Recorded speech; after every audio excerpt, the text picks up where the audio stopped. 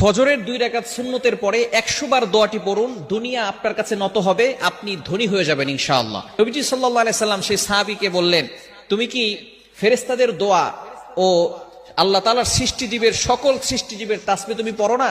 তখন নবীজি সাল্লাল্লাহু আলাইহি সাল্লাম এই দোয়াটা সেই সাহাবীকে শিক্ষা দিলেন।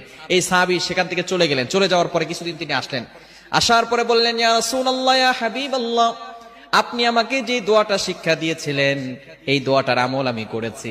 এই আমল করার ফলে আল্লাহ পাক রব্বুল আলামিন আমাকে এত পরিমাণ সম্পদ দিয়েছেন, এই সম্পদ রাখার জায়গা এখন আর আমার কাছে নাই। চমৎকার একটি দোয়া হচ্ছে সুবহানাল্লাহি ওয়া বিহামদিহি সুবহানাল্লাহিল আযীম আস্তাগফিরুল্লাহ, সুবহানাল্লাহি ওয়া বিহামদিহি সুবহানাল্লাহিল আযীম আস্তাগফিরুল্লাহ। কখন পড়বে? সুবহে সাদিকের সময়। এই সময়টা হচ্ছে 2 রাকাত নামাজ, অর্থাৎ ফজরের 4 রাকাত নামাজ, 2 রাকাত সুন্নত, 2 রাকাত ফরজ। 2 রাকাত সুন্নতের পরে